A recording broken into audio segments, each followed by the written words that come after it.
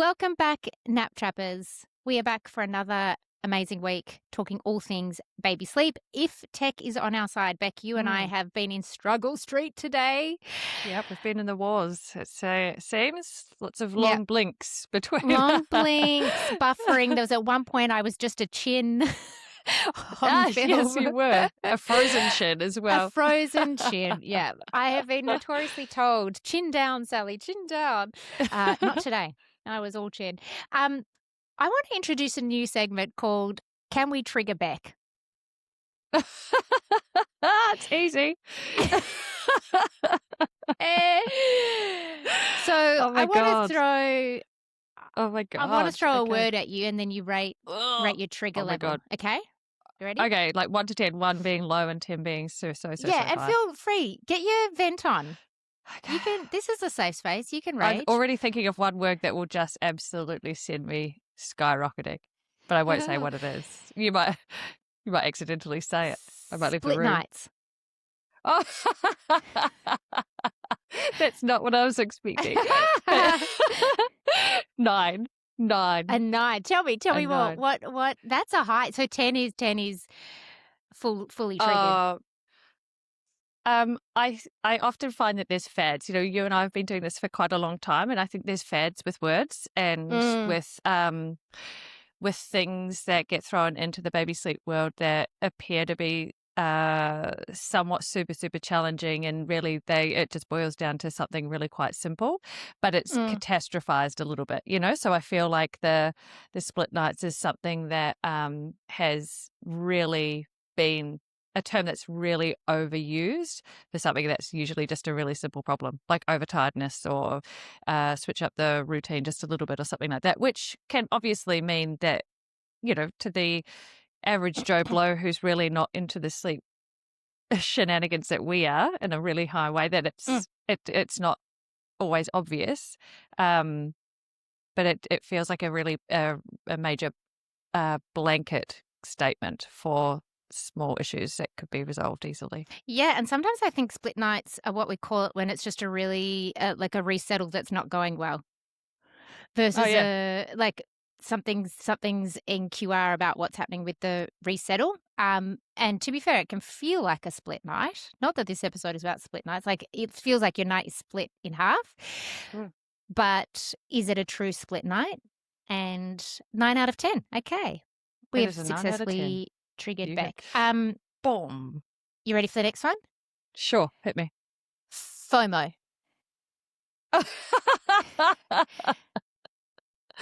As in, like, when people describe, I've got a FOMO baby. Yeah. Which I laugh. I'm not triggered. I am not triggered by a FOMO baby. I'm not really triggered as such, but I just have a little chuckle. I have a little chuckle. But so I don't want parents to think that they can't put it into their logs for me, because I totally understand where it comes from. That like they're a bit of a Klingon. They like to Klingon. They like to be out and about with mum and dad. They don't really like to be missing anything. They're social, and so that feels easily engaged. Yeah, that's right. And so when you put them down, it feels like no, they really would prefer to be out with us. So I reckon, you know how I was just saying there's fads with words. FOMO was definitely one of them, and I'm going to say maybe 6 to 8 years ago, it was a full massive I've got a FOMO baby, but it's less of that now. I also think sometimes it can be when it's become part of the vernacular for other sleep consultants, it's like a way to excuse or justify or explain why something's not working. It's because you've got a FOMO baby, or if you've got a FOMO baby, then you have to do, this is why that won't work. It feels prescriptive or limiting. It's like a label that isn't required, because as you're explaining, like we totally get, and we work. Those are the babies we work with, because the babies that know that something else way more exciting than sleep is happening are the babies that struggle with sleep. Well, it's interesting that you say that, actually, because it is typically a sleep consultant that has like a big following. It's not just one person. It's, you know, typically this tends to happen if they've got a big following and then they've introduced an excuse or a way of describing why this cannot be fixed, you know, like a FOMO, then that's where it gets bandied around for sure. Like, and that makes sense. The way that you've described it really makes It kind of sense. shortchanges parents sometimes when it's used in that way versus if a parent says it to us, like in our intake forms, we're like, yeah, we totally understand. You're talking more about temperament and Yeah, what you're yeah, that's right. experiencing, like when you're trying to do naps on the go and all of that. I think when it's used by other sleep consultants as a thing, it's like, yeah, but that doesn't mean you can't. You It's can still can't get help. great sleep from a FOMO baby. Yeah, yeah. There's times in my life where I feel like I'm a FOMO adult, but I will still, I can still function. Like I hate missing out on things. Less and less. I Like probably in my do. 20s. In my 20s, I was like, oh, so if everyone's going out on a Friday night, I'm Yeah. absolutely going out on a Friday night. Like I'm not going to be the one staying home.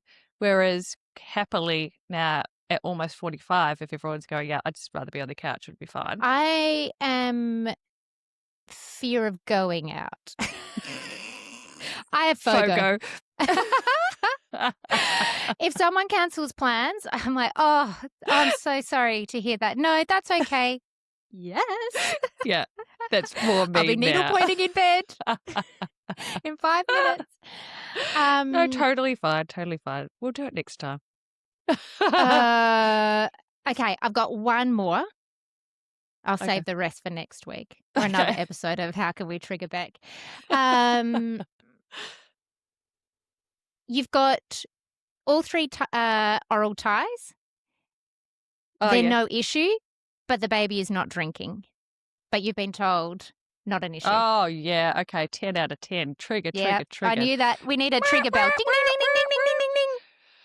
Oh my God, I cannot tell you how many times this crops up. And it really boils down. Okay, so for example, your child has, so often we'll get children that come in and then we're looking at the logs and we're like, something's not quite adding up here. And it may not be written down in the logs, but we might ask parents, is there any oral restrictions? Have you got a tongue tie, lip tie, cheek ties, any of those sorts of things? And parents will say, oh yes, we've seen the GP said, or my maternal health nurse said that they do, but it's not worth doing anything about. They'll be totally fine.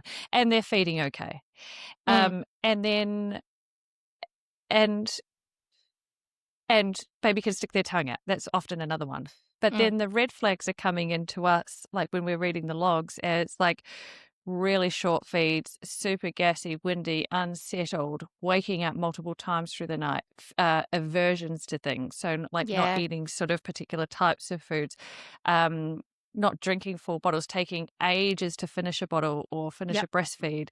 And all these things are clear indicators that actually there is reason to consider getting a second opinion, and maybe it is the functionality of the tongue is really not where they initially thought. So in those scenarios, I always say to families, look, who have you been to see? Because God, I don't want to like put my foot in it. I'm really scared of doing this. In my experience, maternal child and health nurses, GPs, pediatricians are just not equipped. They're not well equipped to diagnose these properly. I would rather you find a lactation consultant, IBC obviously, that specializes in oral restrictions and diagnosing them, or an actual clinic, like a tongue tie clinic if you're in a big city. Because I want if you're experiencing any of those symptoms, it's worthwhile getting the definitive answer, whether or not they say yes or no. And if it's a yes and you decide not to do anything about it, totally fine. But now you've got context. You've got context. Yeah. So, and then if you're given the no by someone who is trained to assess and diagnose and give you all the options and so forth of, hey, your pathway, then with absolute certainty. Okay, well, have I successfully triggered you? Yes, but now I've had a deep sort of breath and I feel fine. I've got that out into the open and I'm into the universe and I'm fine. Feel free, anyone who's got something that you think this could be a fun game, it's trigger back. Send it through. Send it through. I'll know very quickly which way it'll go. The triggery, the better. Well, I didn't expect it to be sleep related. There's Can I ask a Oh, triggering question? It okay. won't be sleep related. Okay, on a Yeah, scale yeah, of go 1 to on. 10. On a scale of 1 to 10, Oh, yeah. how do you rate the word panties? Oh. Is that what you thought I was going to come in hot? The Yes. first thing I was going to say on a baby sleep podcast, like, hi, everyone, I'm Sally. This is Beck. Beck, talk to me about panties.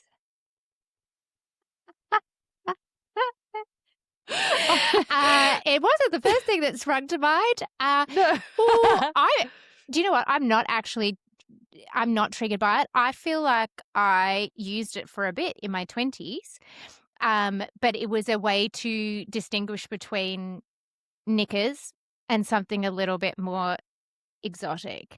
But I don't know. I think I might have just like thought the word rather than said it out loud. But we are a knicker family. I am more Yeah, triggered by the word knickers. undies than I am panties. I cannot do undies at all. Oh my goodness, this is so Everyone in funny. our house wears knickers, whether you like it or not.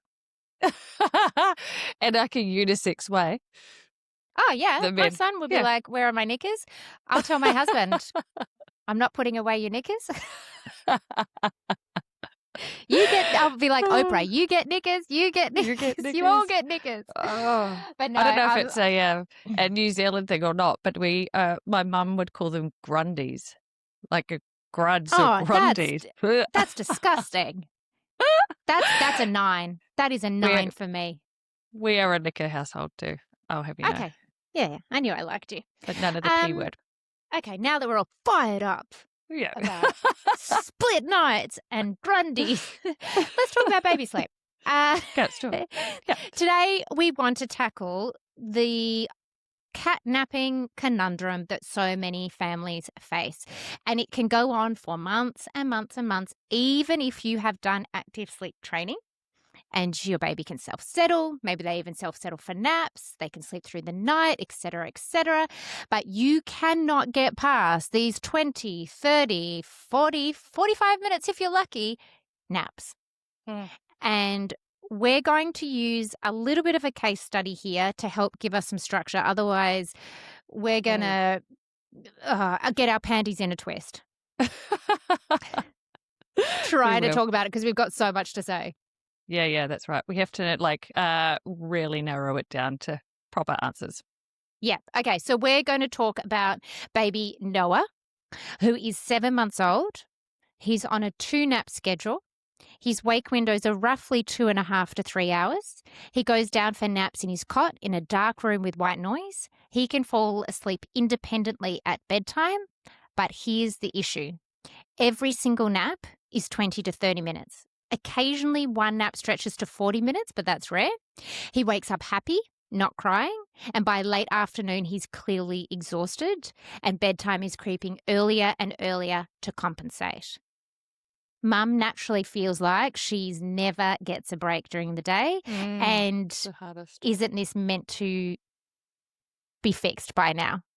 By age, and also the fact that he can fall asleep independently. Why are they stuck in catnap purgatory? And sorry, I might have missed. Is Noah on 3 naps or 2 naps? He is on 2 naps. Ah, okay. All right. Yep. So where do we start with baby Noah? Right. Where do we start with baby Noah? So we're going to consider all of his environmental things. So we're going to look at how dark his room is, making sure that it's super dark. We've got brown noise or white noise in the mix. He is nice and warm for his naps and at bedtime. So we're just going to rule all of those things out with mum first. And then we're going to look at his day. We're going to look at the structure of his day, because ultimately we need to line all the ducks up to make sure that Noah has the ability to fall asleep readily and easily, and have the opportunity to link his sleep cycles, because he's nice and full, like he's getting great milk and great solids in the mix, and that there isn't anything that we're missing through the course of the day that could be impacting his ability to link his sleep cycles. So I think we've got to sort of look at his milk feeds and the timing of them, solids Yep. and the timing of them. We're looking at his wake windows to make sure that he's not going down overtired for the naps, Mhm. and then looking at his bedtime routine. So out of all of those, what do you think is the most important we start with? We got to bring back the third nap. First and Mm. foremost. What Yeah. can often happen is that you would think with less day sleep or with shorter naps that they are then going to be more likely to sleep better, take longer naps from a sleep pressure perspective. And in our Mm. experience, it just doesn't work like that. It may work for a couple of days and you think, oh my goodness, that was the fix. And then you're back to those 20-minute or those short sleep cycles. And for me, 20 minutes isn't even a full restorative sleep cycle.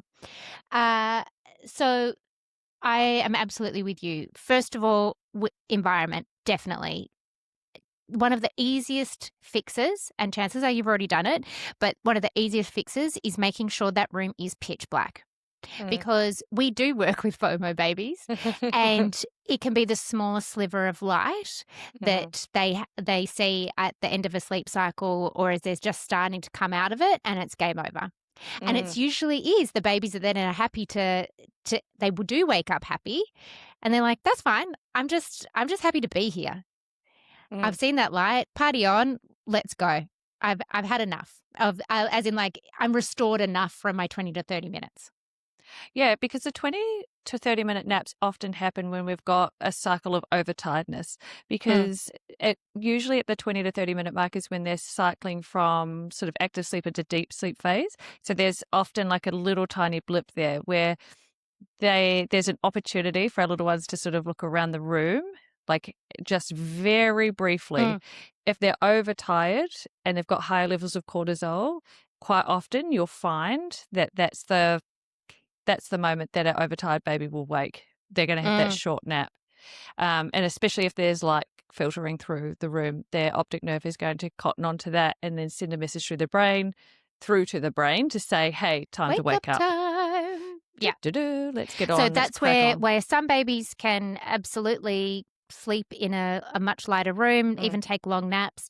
The first thing we want to do, which involves no behavioral techniques, no crying, is to make that room pitch black. Mhm. And I think you touched on a good point just before. We want your baby to be warm enough for the day nap, just like you're making them warm enough overnight. It's not uncommon for us to work with families that drop the TOG rating during the day, even though Mm. the room temperature is pretty much the same, but because outside it's hotter, they drop a TOG. We want nice and cozy during the day as well as Yeah. for overnight. So absolutely environment. And then it's about bringing that third nap back in, even if it's short. You and I will take 3 short naps over, well, definitely over two Mhm. short naps at this age, while we restructure the day and figure out what's the next step from here. So I think we should should we throw out the 7 month schedule Let's to throw it show out like there. what we're aiming for? So we want 7 a.m. up, full milk feed. Mhm. We're then going to do a 9:30 till 10:15 a.m. nap 1, Mhm. 11 a.m. milk, Mhm. 11:30 solids, so lunch, 12:45 till 2:15 Mhm. p.m., 3 p.m. milk. We're then going to do a 5 till 5:30 nap, Mhm. 5:30 dinner, Correct. 7 p.m. milk. I'm just doing the maths in my head. 7 p.m. Yeah, milk, 7:30 into bed to self-settle like you can already do. that's right. Now, I fully appreciate, Sally, this baby takes 20-minute naps and you're asking for a 12:45 till 2:15. Here are a couple of things to note. If we get these great milk feeds in and stop fluctuating between the wake windows of 2.5 to like that floating idea Mm. that if we've got in this case study, and we anchor in like the first nap of the days into the cot at 9:30, or that's when you start your fully assisted nap. If you have had a great 7 a.m. milk feed, maybe you've even got breakfast in the mix depending on the baby, then they are primed from a tummy perspective to take a better nap. And Mhm. we will bang about this till the cows come home, that if you get great milk feeds in during the day, your naps can organically improve as opposed to snacking. 100%. 100%. And it's very tricky to get great anchored feed times in when you've only got 2 20-minute naps Yes, this is for correct. Noah. We would then say, we don't care what you do to get these naps in. We just want to break out of the sort of have a circuit breaker Yeah. of Noah's little internal body clock is like ding, ding, ding, ding, ding, 20 minutes, 30 minutes max. I'm up. Yeah. So we're going to assist. We're going to throw everything at these naps. Yep, just release the pressure of thinking that your baby has to self-settle for them in order to Yeah, even you're though we playing the can. long game. Even though we can, Yeah, we're playing a little bit of the long game in order to rectify everything. Everything, it's yeah. almost a stage by stage approach. And so we sort of lend a hand in some ways so that we can take the pedal off in others. So foot off the pedal in other areas. So yeah, so Mm, we would definitely assist the naps just to get the timings right, to start teaching the internal clock that baby can actually sleep for longer periods. It's mm, acceptable to do that. Melatonin is released and for certain periods of the day so that the internal clock wires into being in a dark room for certain amounts of time creates those moments for melatonin to be released released. like in expectation of the naps, but Mm, also they're exposed to the darkness of the room. So it's like a double yes. whammy. Yeah. Um, You could also use the pram with a dark cover. yeah. If you know that your baby only takes 20 minutes in the cot but loves a car nap, we will get you to drive. Mm. We'll get you to drive, backing out of the driveway at 12:40, takes 10 minutes to drift off, and you're pulling back into the driveway between 2 and 2:15. Perfect. It is not a long-term plan, Yeah. particularly with current petrol costs, but we just want to get the naps in, then we Yeah. get you to the next feed, and so on and so forth. Now, there would be a lot of families listening to that and thinking, yeah, I understand that, but I struggle so much with fully assisting and Yeah. Yeah. contact napping or rescuing the nap. Like it can feel like game over. Don't worry. We know exactly how that looks and feels. And what I would say is that day one is probably going to be super messy. Mm. And that's okay. It's Yep. not a fail if you try and rescue that nap and you're in the dark, rocking, holding, bouncing on the football, and baby does not go back to sleep. It's about staying in the dark and Yep. committing to the attempt, Hmm. because then we're going to give you nap 3 to kind of piece the day together. And this is when we'll happily take 3 short naps over 2 short naps to get you to bedtime and to still protect all of these great milk feeds. And then you're going to turn up the next day and try again. And your baby's like, oh, hang on. I have got a fuller tummy because mum keeps feeding me at these 4-hourly times. Yeah. I've had plenty of time down on the mat. That's the other key thing about naps is babies need to exert energy in order to Hmm. not only be tired enough to fall asleep, but to stay asleep. So it's often with like older, not older babies, but subsequent babies, like if you've got multiple children and you kind of just always got to be on the go, Oh yeah. that they end up just getting held a lot of the time, which like we Yeah. totally get. But in the spirit of nap work, down mat time is critical. Hmm. Absolutely. So we're going to get you to do that, and then we're going to send you back in to fully assist and rescue that nap day 2, day 3, and it usually starts to fall into place. They usually become more receptive to your attempts with those timings and the feeds and the opportunity and practice. Yeah, the first day can feel a little bit overwhelming because you're watching the clock constantly and you're sort Mm, of really focusing on these feeds. And if you haven't had a 4 hour stretch between feeds, quite often that's the hardest point for parents to sort of, move through because they're so used to sort of offering feeds much more frequently. So it's in the back of your mind, you're sort of like, oh gosh, I've got to make the 4 hour mark and I've got to make this sort of wake window and I've got to make this happen. So the mm, first 24 hours can feel overwhelming, but it is so quick to start settling in. yeah, And I always congratulate my clients on the first night. Like when I received that first phone call the next day, you've made it, you've done it, night one yeah, done yeah, and yeah, dusted, yep, first day done and dusted. And it just feels like, okay, we're over the hurdle now, we've yep, started, and we start as we mean to go on. So then it sort of starts to all slot into place, and you'll be so surprised with that, mm. the how swift it is. And in Noah's case, because he can self-settle at bedtime, and I'm going to assume, let's say he's sleeping through the night, um, then we would continue that expectation. So even though we're throwing everything at the naps, absolutely continue to pop him down. Mhm. If anything felt any different, if bedtime became a little bit trickier, if you had some blips overnight that you weren't used to, just know that the context is you've gone and given him a third nap. You've changed his internal body clock to expect something different, and he's just not in on the plan. So whenever we work on days, nights can take a hit. The only thing you do is use your consistent sleep training technique. You don't need to go in and add anything into the mix. If anything, this is the moment for that sleep training technique to shine, so you know that, oh, he really is truly self-settling from a well-rested place. Yeah, and it also means that you get good practice at using the technique again, because Yeah, yep, if you've used it at bedtime or initially to get great sleep happening and you haven't had to use it for some time, yep, it's a really great opportunity to bring it back into the mix so you can yep, create that really clear pattern of response and that expectation around what it is that you're doing. And what it is that baby needs to do. mm, And just a little bit of a refresher in terms of, okay, let's get back up to speed with our response. How are we going to mm, tackle this? Baby gets back on the plan. And then it means that when we've got the nights, looking schmick, we can start then applying it to the naps, because now yep, it's not the foreign concept that it has yep, been. So I think it's great to work in stages. These are all the yes. reasons why we don't just necessarily go straight in with sleep training naps.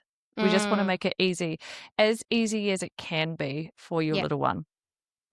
The other thing to add on to that is that you may also have had a baby that you've never had to formally sleep train, that Yeah, nights that's just plenty. came good Mm. and they've always self settled for a nap, but they've never linked the sleep cycle. So, incorporating a sleep training technique into bedtime and overnight, if wakings or settling is required, that's fantastic, because now Mm. you've got something to do rather than being like, we've never Mm. had to do this. Yeah. Isn't this episode meant to make us sleep better? And you've made it worse because we brought in the third nap.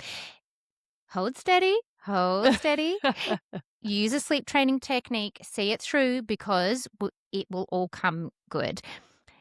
If you have got all of that in place, I think it is critical to know that linking a sleep cycle during the day for a lot of babies then becomes about being a teachable skill Mhm.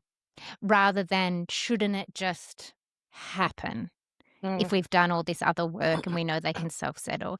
In our experience, it's kind of the final piece of baby sleep. Like, it's a final piece of the puzzle in a lot of the work that we do, is Mm. consolidating the nap.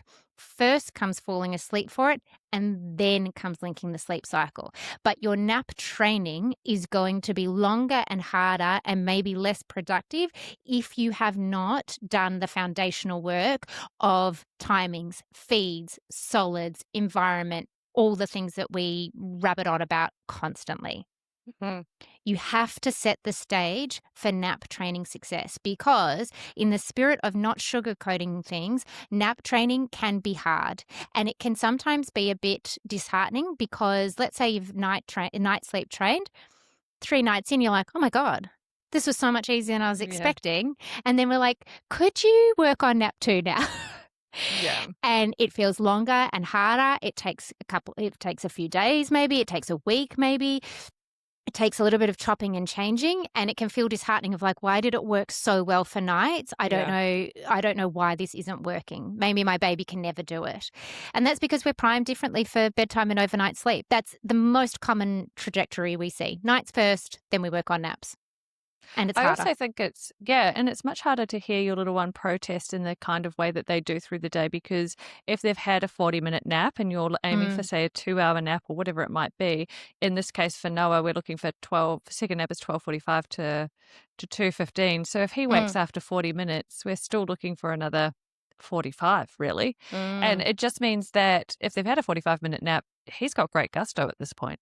Like, Yeah. he will be, maybe he's not standing in the cot, but he's got lungs, Yeah, and yeah. he'll be very unhappy about the situation. And it can feel really hard if your goal is to lengthen the nap. Sometimes it feels really hard to be out of the room and doing the sleep training when you could just pick your little one up and carry on with the rest of the day and save the tears. But Mm, this is where the work comes in. And if you've got a little one that sleeps so well overnight, this is great. This is Yep. still sleep training. Nap work is sleep training, and you've kind Yes. of got to get your head around the idea that in order for it to get better, you have to be consistent, repetitive, and persistent. Yep. So it's about sort of having the goal in your mind, understanding the why behind why you're doing it, and why if there's going to be tears, we need to make them count. We don't want to waste any tears, because again, in the spirit of not sugarcoating things, sometimes there can be a lot of tears for naps. Yeah, definitely. And it doesn't mean it's a forever thing. It just means that we're asking them to do something that they haven't learned yet. And Yeah. the only way to learn something is to practice.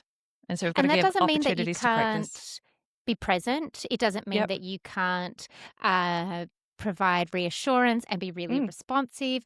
We Yep. will have a couple of caveats in that when you go to nap train the second half of a sleep. So let's say baby Noah's done 12:45, self-settles beautifully, and hello 1:15, Yep. and we're asking for another 45 to an hour. Mhm. You've got game face on, okay?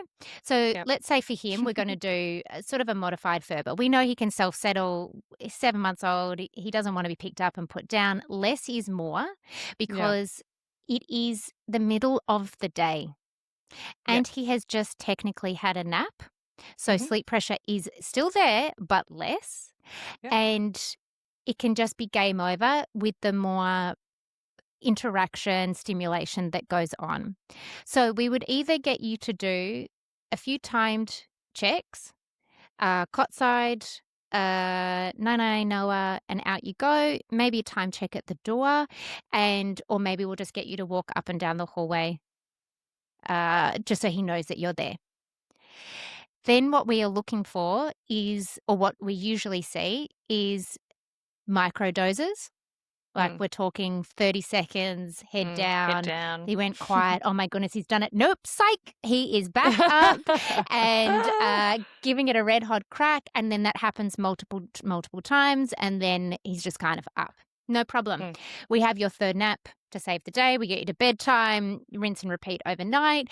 And then you turn up again and you focus on nap 2. Now, at this age and with 3 naps, we're just really concentrating on nap 2. To get it long. Even if he only does 30 minutes in the morning, independent, we'll roll with that. If anything, sometimes it can help nap 2 as opposed to the full-blown 45-minute restorative sleep cycle. We'll take the 30 minutes in the morning. We'll use his wake window to know when nap 2 is, and then we know he's got sleep pressure in the tank. Yeah, that's the beauty of this age, is that we're not looking for 2 massive naps, because then it becomes overwhelming. We just take what we can, like in the morning, focus on nap 2. And often just by having a really concentrated effort on one particular nap, it starts to fall into place much more easily, because again, it's not as overwhelming for parents that they're having to do 2 because major I think the sessions. last thing we want is for you to feel like not only have you been stuck inside, chained to the cot for all 3 naps, all 2 long naps, or that you have just been nap training and night training and nap training and night training and big tears, and you want to throw in the towel, which would be a fair enough response. By staggering it, you're just focusing on 1 nap. You have nap 3, you can hop in the car, you can go in the pram, you know he only needs to do 30 minutes. It's no big deal. The pressure is reduced, and we're just going to get you to keep turning up to nap 2, and it will come good. The hard thing is we don't have, we just don't have a crystal ball, but we see incremental improvements pretty speedily. So, for example, in a 2-week package, we will have done nights and naps within 2 weeks. And early rising. Yep. So it's not to say, okay, well, you'll be working on nap 2 for the next 6 weeks. With the right plan and the right support, we can have this done and dusted. Some babies also just take to it. They're like, oh, I just needed to know what to do. Yeah, I was just waiting for that. Yeah. Yeah, great. Like okay, no problem. I'll see you at 2:15 tomorrow. It's so interesting when that happens, isn't it? Because it's sort of like, okay, now we're prepared. Okay, we're going to move in stages. This might take a few days. And then the first exposure, pretty tricky. Second exposure, done. Yep. I just sleep the full hour and You're a like, half. And you're okay, like, why right, didn't we do this okay. 3 months ago? Yeah, that's right. But less is more. And so that's the key. This is the time where you not sort of cradling baby and Mm, shushing and patting their head and so forth. Less is more. That's your mantra for naps. You still yep, are, like less you is said, more. you're able to respond and Yeah, reassure at any stage that you want. It's just that we want to have a limit on how much stimulation is being put yeah, into the resettle. Yeah. yeah. Um, and I think also to your point before of it can sometimes be harder during the day to hear your baby do the sleep work and to cry is also because, at midnight, you're not going to just get them up to start their day, or at least we hope you're Yeah. not. Mhm. Whereas, after a 30-minute nap and you're like, "Ugh, let's just get up. Like Yep. we'll just get up, we'll move forward with our wake window. Um, but it's going to reinforce that little internal body clock. Oh, 30 minutes is done because something It's fine. fun Mm, happens. Yeah. it's fine. Um, but just know that it is a teachable skill. Mhm. Absolutely. And that you don't have to be stuck in the world of catnapping forever. But more so, if you feel like you are so not alone. You have not done it Yeah. wrong. Mhm. You have not built a rod for your own back. You Mm. do not have to feel shame that all these other babies are crushing it and your baby has an alarm clock that goes off at 27 minutes. Naps are tricky. Naps are tricky, and some babies are chronic catnappers, and we can My help. yeah, my firstborn, he didn't link his sleep cycles for nap 2 until he was 8 months old. And as a sleep There you consultant, go. like I wasn't a sleep consultant then, but I definitely had many skills. But all the ducks were lined up. Sometimes there is just, you can have it all lined up. Mm, And for whatever reason, physiologically, they're just, I'll do it in my own sweet time. Thank you. But mm. we can maximize their opportunity to, there's plenty of different ways we can offer opportunities to try and encourage them to Yep. do a linked cycle. And looking back now, I know where I went wrong. Oh, tell me. Because, yeah, so I, Because, sorry to interject, if you and I saw a baby at 8 months now still taking cat naps, I don't think our first thought would be that, well, yeah, of course it's normal, but that we can't get better naps. Like we would be um, actively working to get consolidated naps. yeah, so at 8 months back then, so the book that I followed dropped to 2 naps early. Oh, So like so I didn't Noah. have the third yeah, so I didn't have the third nap in the mix to tie everything together, and there was a lot of pressure on that second nap Mm, to be a longer one, and then so I used to contact nap a lot to get the extension mm, there. And the contact nap, the rescue was, it was just became habitual. So I was mm. habitualizing the whole shebang until eventually I was like, actually, I'm not going to do, I'm not going to do that anymore because my Yeah, back yeah. is just so sore. And then it was just a case of, I'm just going to use a technique here. And I Yep. did. And all of a sudden it all fell into place. But also Mm, there was a little bit of age in that as well. So, yep. we were able to move past that. But yeah, for sure. That was a third nap fight, like dropping the third nap too early for sure. In saying that, I can think of a baby that I've worked with where everything was lined up so beautifully, and it wasn't until 7 months that Mm, it all clicked into place for the linking of the midday sleep mm, cycle, not from yep. lack of every every foundation, amazing self-settler, like great feeds, great solids, the whole thing. It was just an age and stage thing, but really from 5, I mean, a lot of 4-month-old babies that we work with, they pull a real rabbit out of the hat once we get our ducks in a row and start to link sleep cycles. But really from 5 to 6 months, I start having more curiosity and slightly higher expectations of what we can achieve in terms of getting a sleep cycle linked during the day. Y- Yeah, I tend to agree. I sort of think somewhere between 4 and 6 months, you can start looking at that first nap linking. Mm, And mm, then usually it's a process, like a stage by stage. So nights, then the first waking of the first nap, and then it doesn't necessarily happen all at the same time. Sometimes it might be a couple of weeks in between, but at some point then the second nap will start to link. And then you Mm. start, So, so sometimes it's not until 6 months and over that you'll get a second nap linking. Like it's, Which is yeah, part of why we work to the short, long catnap scenario for a 3 yeah, nap baby, is because once a baby shows that they can link the sleep cycle for the first nap, which, as you said, is often the easiest and first nap to fall into place for a lot of babies, is we can be confident in capping it and giving that sleep pressure to nap 2. mm, And then we start to flesh out the second half of the day so that we protect our nights, and all mm, the method behind all of our madness in these podcast yes. episodes starts to play out. If your version of Noah is older, let's say 10 months, and 3 naps isn't really the vibe, or it's just absolutely not going to happen despite your best efforts, you would start with first nap of the day. All of this would still apply, but you're going to nap train nap 1 and Hmm. keep nap 2 fully assisted and rescued, and just chip away at nap 1, and then when that's looking good, back down for nap 2. Yep, that's right. It's a good plan. Easy plan. So easy.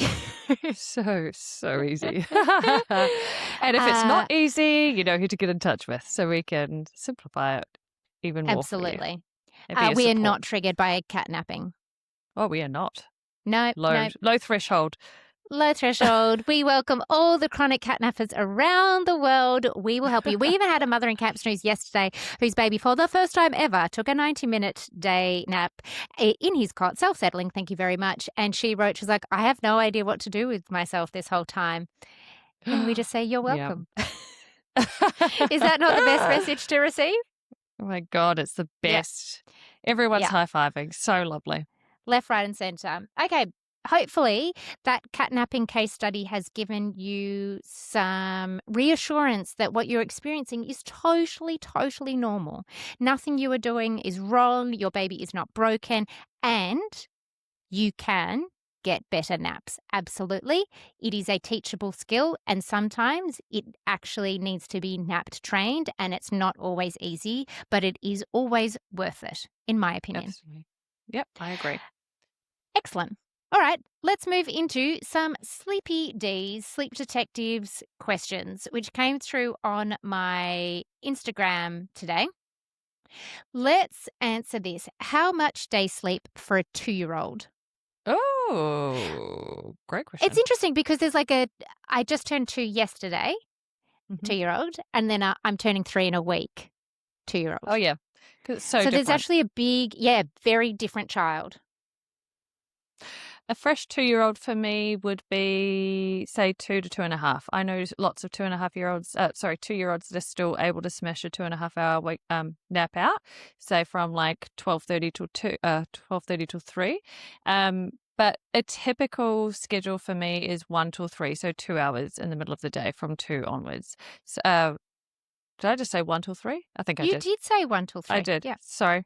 Brain snap. So 1 till 3 for a fresh 2-year-old, and then starting to whittle it down, like gradually as we start to sort of get closer to 2.5 and then closer to 3. I think usually as you get as you move on, if you're trying to protect bedtime, then you know that you need to start whittling away or chipping away at the length of time you're offering Mm, for the nap, because if the nap is too long, it starts to impact bedtime. And mm. I'm in the biggest camp of protect bedtime Protect, at all protect, protect. costs. Yeah. Yeah. So you're going to do a 7 a.m. up, a 1 till 3 Mhm. nap from roughly the age of 2. And then Mhm. what did you said, a 7 p.m., 7 p.m. 7:30, bedtime, 7 to 7 p.m.? 7:30. Yeah. Okay. Yep. 5 And then hours. 2.5 years old? 2.5 is probably 1 till 2:30 Yep. with a 7:30 bedtime. Yep. And then it starts to really depend on what's happening with bedtime and overnight, because Yeah. I'll sometimes drop a nap at 2 years, 10 months Yep. in the right scenario. Equally, we work with some 3-year-olds that are still cruising on. It's really Yeah. depending on what is the sleep issue, if there is one. Mhm. Okay, here we go. 13-month-old was sleeping 7:30 till 7 a.m., now waking up at 6 a.m. after a 7 p.m. bed. Early rise? Yes or no? No, I'm straight with in. you. Technically it's not an early rise. It can feel like a rude shock when you've gone from 7:30 till 7, so 11 and a half hours. Um, but we're really aiming for something between 6 and 7. Yeah, between 6 Yeah, and 7 in the morning as an 11 and 12 awake time hours. versus uptime. We would still have 6:45, 7 a.m. as uptime, just in case Yeah, it's I think even just a bit of a blip, and then we can not reinforce it. yes, 100%. Because quite Mm, often our little ones will go through something. So they're mastering a new skill or whatever it might be, and all of a sudden they're awake in the morning and they're shouting from the rooftops and so forth. But hold steady with your uptime, which is 6:45, mm, 7 o'clock. You want to hold steady so that nothing changes. In their world, a lot of things start to sort of change at this age. So they might be off to childcare, or Nana Pop might look after them for a couple of days. There might be a new baby coming on the scene. Lots of different things happen. And we just want to keep their world really regular, mm. like the same, like, just everything fairly similar each day. And we're going to be starting to move towards dropping to one nap. So we just want to keep everything really structured and Yeah. same. So if you start like sort of getting them up at 6 o'clock because they're waking at 6 o'clock, then they're going to start waking even earlier in expectation Mm. of the six. So Yeah. you kind of just want to hold steady with your uptime of 7 because there's a good chance that if they've gone through a bit of a blip and they started waking early, but they're traditionally a 7 a.m.er, within a week or two, they might go back to Mm. being the 7 a.m.er. Yeah, In yeah. which case, if you start getting them up earlier, you've kind of lost your chance because now Yep. their internal clock has been rewired to start the Mm. day earlier. So keeping that buffer open for them to hang out in their cot, chill, understand that you're not getting straight up to kickstart the day, just gives them downtime. I think also, if you're not already at 13 months old, this is when we would make sure you're on the transitional schedule. Try saying that 10 times fast.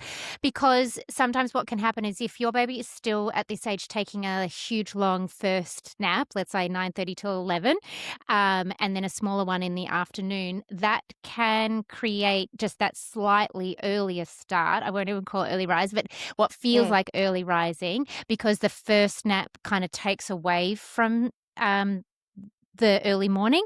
And also, if you're going into the night a little bit overtired from being on a long short at this stage, that also in and of itself can cause things to start creeping a little bit earlier. So it's always good whenever there's a change, do an audit, absolutely. And then if everything else is lined up, you don't touch it. true. And then maybe just one other area, since we're sort of doing a full audit, would just be have they got enough calories under Yep. their belt? Because sometimes I will often see 13-month-olds eating less than what they did at 8 So months, true. Yeah. when you're spoon feeding. They just become little birds and they just peck at things because they're very busy and a lot of walking at this point in time. And so Yeah. Yep. they're hard to trap in the high chair for long periods of time. So they sort of turn into more snackers. So if you sort of think, oh gosh, that's an element, I don't think that they're necessarily waking up hungry, don't get me Mm, wrong, but there can be some things that you can add into the mix which might just help them sort of feel a little bit fuller for a little bit mm. longer. I'll take that even one step further. If you've had a little bit more of a pickier eater, but are still compensating with milk at this Mm, age, that's also a scenario we see. We would look at pulling back on the milk to encourage more solids, which then those calories and nutrition would carry over mhm. into the night. And warmth. Oh gosh, now it's a whole consult. Um, for something we're not calling early rising, but it's about having this checklist in your head of whenever something happens that feels different, just so that you can go through your own process of elimination and then feel really comfortable with this what's happening and know that it's normal and not something that we need to fix. Um, Also, it's a very transitional age as we get closer to the 2-to-1 nap drop. We really are. It's this constant balancing act between how can we hold on to 2 naps whilst for as long as possible. Sometimes there has to be a little bit of give and take. So if we can keep the 2 naps for as long as possible, but it means we've gone from 7 a.m. till 6 a.m., I would take that over transitioning too early and then, oh God, we really got to fix this problem. So just knowing that part of like the transitional schedule and this age and stage is sometimes something does have to give. And for us, 6 a.m. is absolutely worth it if we're holding on to those 2 naps. Sleep needs change, and also not everything is fixed with a schedule change. Yes. Yep. You know, because quite often we'll receive messages, you know, should I move to the schedule? This is happening. But the audit hasn't been done. The audit has to be done before you can even consider changing schedules, because when you change schedules, there is a sleep pressure redistribution or recalibration. You've got lots of other things that then sort of that stem from that particular schedule change. So you don't want to just do a schedule change willy-nilly. You just want to make sure that you're actually addressing what maybe the challenge or issue is. Yep. Okay. Beck, what have you got for our fast 4 this week? Okay, fast four. Holy moly. Hold on. I look forward to this every week because everyone, I have no idea what's coming at me. Well, hold we on fly to by the seat of our pants over here, particularly when it comes to fast 4. These are current hyperfixations. So I'd like to know. A couple of them maybe aren't necessarily fixations, but we'll see. We'll see. We'll see. Number 1, Sally, I want you to tell me what food you are currently eating on repeat. Ooh, okay. I have 2 things. One is I could order Thai every single day of the week at the moment. Okay. I even have my set order. I will get a pad see ew with chicken, a beef musman curry. I'll even do a red curry if I'm feeling spicy. Oh, yeah. And a coconut rice and curry puffs so that the children can have some. And also I just like a little curry puff snack, and that'll last me a few days. And then I could eat at breakfast, lunch and dinner. Oh, so good. That's and I don't even really care which restaurant. I've never really had a bad Thai order. I think that's true. Whereas Chinese is different. Hey, like you can get some really terrible Chinese, but Thai across the board is usually pretty good. It's my safe food. You've got a Thai safe biscuit. Delicious. I've got a safe food, and it's Thai food. I love it. The next thing I've been doing, you didn't ask for a second, but I'm on a hyperfixation roll, is that I last week got a big fresh baguette from Baker Blue, which anyone in Melbourne knows Baker Blue. And I just used what was in the fridge. I had hamburger pickles, mustard, salty French butter, and then I alternated between ham and turkey or just whatever I have for children's sandwiches. And every day I just made the best baguette for lunch. Oh my God. Is there until it ran out. And then on the last day, I toasted it in the sandwich maker because the bread was a little stale. It was just as good. So it lasted me. I didn't get over it. You could then plus or minus, like add in a tomato. You got a cheeky piece of lettuce that needs to be used. Great. In it goes. Yum. Now I feel like French baguette. So good. Yeah. Actually, that was the thing that I asked for when I had Dexter. That was the first meal. I wanted deli ham and brie cheese, triple cream brie cheese, and a baguette. And that's what my husband brought in for me. So good. It's the first meal. So good. Yeah. My food that I'm eating on repeat at the moment is either I'm going between beetroot hummus and chili and lime hummus. I'm a creature of habit. I kind of eat the same thing for breakfast and lunch, and I'll have those hyperfixations on what I might have for 6 months for lunches. And at the moment, 6 months. Oh yeah. Wow. I love it. Do you know how easy does life become when you know that you're having beetroot hummus for the next 6 months for lunch? So bloody good. In the winter, it's cup of soups. Oh, they're a bit too watery and chalky for me.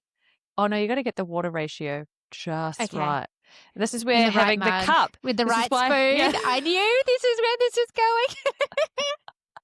Oh my God. Okay. If you know, you know. If you know, you know. I now want to know what show you're obsessed with. Is there anything that you're watching on Netty Oh, yeah, or absolutely. Stan, Paramount, Hold Channel my 9? beer. Here we go. No, I don't have free to air. I do not have free to air. I have been It's not watching. free. Yeah, The Oh my Pit. God. Love The Pit. The Pit. I've never heard of it. Oh, The Pit is it's like OG ER but on steroids, and it actually has the ER doctor, the guy Oh, that was a wow. young intern in ER. He is now the attending, the like lead consultant. And it's called The Pit because it's the emergency department at a big Pittsburgh hospital, and an episode is done like per shift or like half a shift. Anyway, it's so good. And sometimes I watch, oh God, this is so niche and nerdy. I will watch on TikTok when real life emergency doctors watch it in real, like watch it and or like watch The Pit with me and my ED doctor, husband, Oh. so that they pick up on things that are like they preempt what they're going to do or be like, you'd never do that. And all of these doctors are like, this show is so spot on. That's awesome. I Yeah, love that. because, Okay. which is why I like this show, because my dad ruined Grey's Anatomy for me. I Oh. will throw him under the bus here. He is a surgeon, and I was obsessed with Grey's Anatomy in senior school, and McDreamy all the way. Love, love, love, love, love. And my dad would like come home from work as I was watching it on free to air, by the way, and he would like hover and be like, "You don't run to an emergency." And I'm like, "Don't. Someone's cutting LVAD wire. Of course you run." He's like, "That's unsafe. That's unsafe. Also, why are those cot sides up on the bed? You wouldn't use that scalpel." And I'm like, oh my God. And then I remember one day I saw my own dad in scrubs with the fluffy hat and everything. I was like, it's ruined. Oh, okay. So there's no more Mr. McDreamy because my dad is it's one of gone. those. Yeah, and he bugger. didn't. Nah, it's not the Okay, same. so I've got to So think The of Pit. I also watched Shrinking. Love, love, love Shrinking with Harrison Ford in it. I do love And Harrison Ford. then Landman. Oh, I keep hearing all about this Landman. Yeah, I think I might have told you about Landman. So good, so funny, so intense, so dramatic. With, was it Tommy Lee? No, Tommy Lee Jones. One of those guys. I never know people's names. Isn't it the one Angelina Jolie's ex-husband? Yeah, he had the blood in his necklace. Yeah. What is his name? Tommy. Anyway, it's so good. We digress. It's We're going to Google it so later. good. Yeah. Slow 4. Landman, best ever. I could go on. I watch too much TV. The Diplomat. Oh, The Diplomat's so good. Oh yeah, I wish there was another season of that coming back out. And then we just started something called, I think it was called The Madison with Michelle Pfeiffer. She's such a babe. Done by the Yellowstone guy. Oh yeah. Yeah. So like the most incredible, beautiful Montana scenery. Anyway, I better zip it because otherwise I will never hear what you're watching. Well, this is the problem is that I can never remember the names of the shows that I've been watching. I'll send you the transcript of this episode, but yeah, I know. And then I'll have some tips. Well, my fallback at the moment is Homeland because I have watched it 3 times before and I just love having a safe thing that I know I like. Yeah. It's good to have that. And it's perfect for background. Like sometimes if I'm writing sleep plans, I just need something on in the background. Yeah. And so if you ever get references of TV accidentally written into your sleep plans. No, you didn't. It's subconsciously being in there. What else? Oh my gosh. Well, I'm looking forward to, oh my God. Okay. Ooh, I just saw, well, this is what I'm looking forward to. If anyone watched Laguna Beach back in the day. Oh, yeah. Yeah. So like Kristen Cavallari and LC. Lauren. Yeah. And then Lo Bosworth just had a baby. I saw that. They're doing a reunion or like they're going back. So it's like kind of been 20 years. And then it was, it explains that they're going back to sort of revisit some of the scenes and so forth and why it has been really hard for them to talk about it since, because some of the things that went on. The city. Yeah. Ooh. I loved those shows. Anyway, so I'm really excited about all of that coming in. Hi, Heidi and Spencer. Heidi and Spencer. That's right. Yeah, Spencer is, interesting. I still follow all of them. Like like I still feel like I'm 23 or 24 all over again. It's crazy. I will digress though. I think maybe we might have to save some of these other questions for another round. Okay, that's fine. Because I feel like Otherwise, we're next going to couple will hyperfixate on be this question. exactly. Anyway, let's roll. Well, that was the fast. That was the two. fast four. You really do know how to nail wrapping up a segment, Beck. This is when she usually gives me 3 slow blinks to say, Sally, over to you. And then I see her smirk to the side. I'm like, oops. Oh my goodness. I've just given everyone your tell. If anyone's watching this now, you'll all be on the lookout. We'll start a drinking game for every time. Oh my God. Okay. Well, like, because it's like when your social battery just dies and you've got nothing left. And then you're sort of like, so if anyone listens to any of the previous episodes, you'll just hear me just go, yeah, absolutely. And then you know that it. she's bored of me. I'm done. I don't know how to wrap it up. And then Sally does her magic and then ties it all together. And so. And speaking of, thank you so much for tuning in this week to Nap Trapped. Hopefully we have helped you troubleshoot a lot of the real life baby sleep issues that we come across and that everyday families just like yours are experiencing. There is always better sleep possible, and we are here to help. We are also here to have a good old chat about food and TV. And we will see you next week to do it all again. Beck needs to go and recharge. Bye! How on earth did you do that? Like, just off the cup. It's a gift. It's a gift. Gift of the gap.